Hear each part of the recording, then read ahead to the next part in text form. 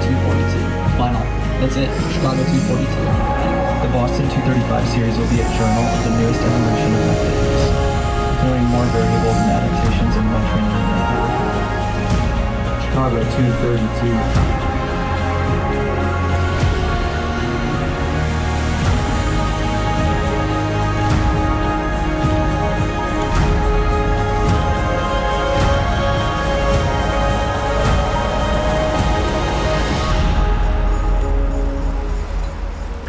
This time next year, honestly, I have the full expectation we're going to be looking at you running under a 2:30 marathon, period.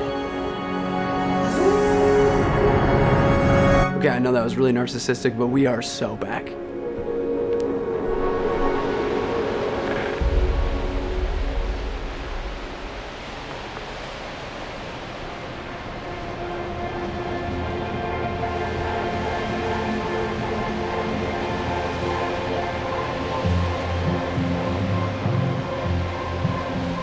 So, a sub 2:30 marathon, 2 hours, 59 minutes, 59 seconds. It's gonna equate to 5 minutes, 43.2 seconds per mile, 3 minutes, 33.3 seconds per kilometer. It's pretty crazy. But as you saw in the series title, McKirdy 2:30, I'm racing McKirdy Marathon. McKirdy Micro Marathon. Question is, what makes this race different? Well, you might have heard of this place, New York City. It is an hour north. Well, this is upside down. New York City, here, drive an hour north, and you find yourself at this little lake up here called Rockland Lake, situated in, wouldn't you know it, Rockland State Park. There, we will be running a 2.94 mile loop around that lake, and if you do the math, 2188 miles divided by a 2.94 mile loop, you end up with 8.917 laps. So maybe you start somewhere around here, do 8 laps, and then on the 9th lap, maybe you finish somewhere around here. I don't know, something like that.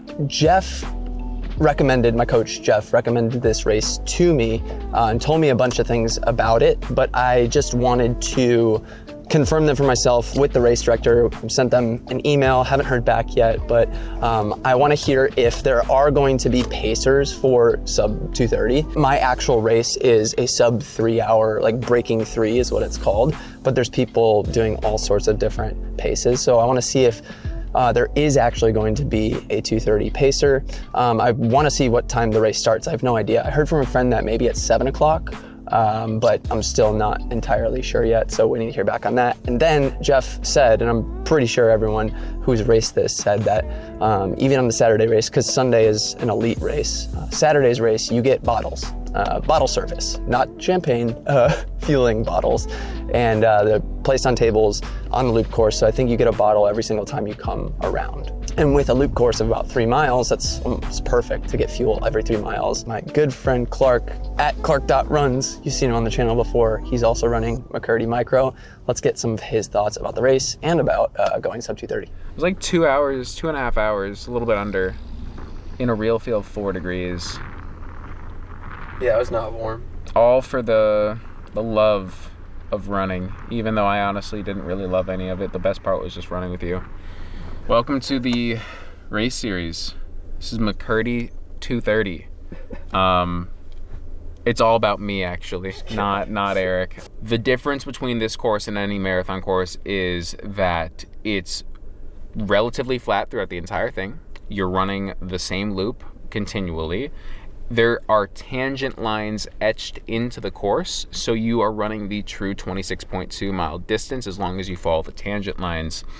And the biggest thing for, I think, the two of us is that they have bottle service. They're gonna have our custom fuel waiting on tables for us every single lap, which is most certainly a new experience for us, but something that elite athletes get at pretty much all of the major marathons and the elite fields of marathons. So that's kind of like what McKirdy is. It's designed to help runners hit new PRs, and so you and I will be towing the line on March 29th to do that. And what's your goal time?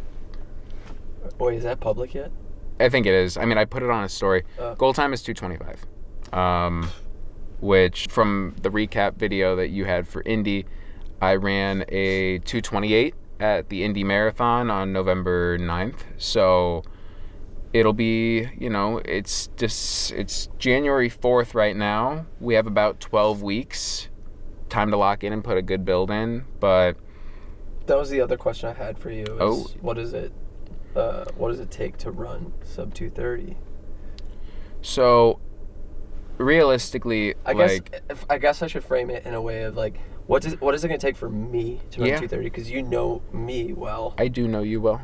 And it's not just like, how can anyone run sub 2:30? How am I going to be able to run sub 2:30 at McKirdy? So, you're already disciplined enough to where you know what it takes. What it really takes for anyone, what I believe, not just yourself, is you just gotta follow the plan. Jeff is so darn experienced in this field. He knows what we need. It just depends on hitting that volume, which he'll increase your volume probably up to the mid 80s or 90s, mid 90s. I don't think you'll do a 100-mile week or anything like that, but staying consistent with the volume and staying deliberate with your recovery in between. And what I mostly mean by that is especially between your workouts. The biggest thing that I did was I really, like I said, dropped my easy pace and just made those recovery runs super crucial. Focused on trying my best to get adequate sleep. And then your nutrition, you don't need to be eating 8 clean meals a day, but you do need to make sure you're eating enough. And that's for anyone running these things. A lot of the time, people always underfuel. It's a game changer when you can ensure that you are eating enough. It means cleaning up my diet, but actually eating much more than I normally do. Yeah, you tend, what I know about you specifically too, it happens to anyone in a build, but you drop weight a lot. Yeah. And it's a great thing for when you're starting, but if you actually drop too much, running, in my opinion, running under 2:30, it actually requires some real power at points, because you're talking about running a 5:40-minute mile at mile 22 in a marathon, which doesn't come naturally, I don't think, to anyone anymore. It comes down to your endurance performance, but also your muscular performance. You need to be able to have strong muscles and power output that late into the race, or at least be able to hold on to form. I think the biggest thing is that you're going to learn throughout this block what will and what won't work for you. And when you do find what does work for you, stick to it. And don't change anything else. Run the easy miles easy and go from there. Yeah, I needed to hear the calorie thing, so I appreciate it. Love you, man. Love you, dude. This will undoubtedly be the hardest training block of my life. And I feel like I say that every single time I start a new training block, but this one's especially true. I feel like I have to dial in so many more things on this one. There's 4 things that I've thought of specifically. One is gonna be much higher volume. I did up to 87 miles on my peak week for Carmel when I went sub 250, but I'm gonna need to get back up to that volume. I'm assuming Jeff is gonna get me upwards of 80 into potentially 90 at the peak.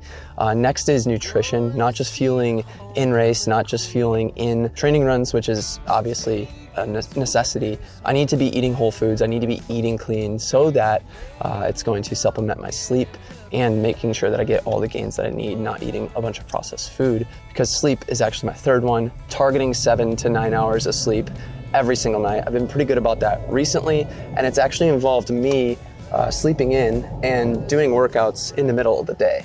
So my work life affords me the opportunity to do that, which is amazing, but I do want to take advantage of that. Finally, the 4th thing is actually getting in the gym this time. I know I've said it a gazillion times that I'm going to do that, but I actually need to get in there at least 2 days a week to make sure that my strength is in the right place, as Clark said, to be strong and to be strong late in the race. So my overarching goal this entire year is actually to break 30. And if I'm able to do it on the first try in McKirdy, incredible. McKirdy 230, hurdy dirty. I feel like the Swedish Chef with the Muppets.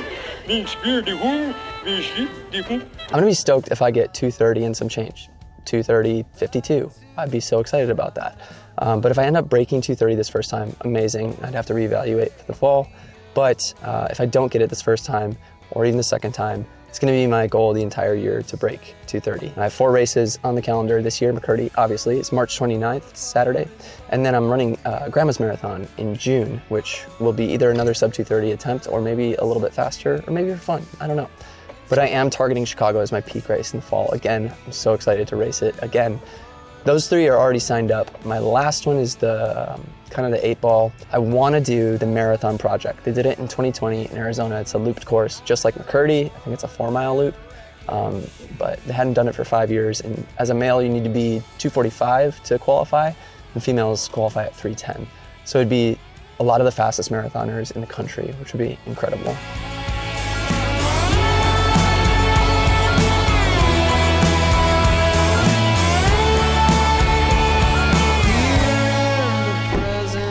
Aggressive goals are such a blessing to have and to chase.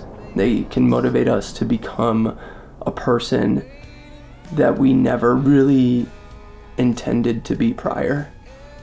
And they can cause us to be disciplined in ways where, before we were just far too casual or even apathetic. There's something so beautiful about that.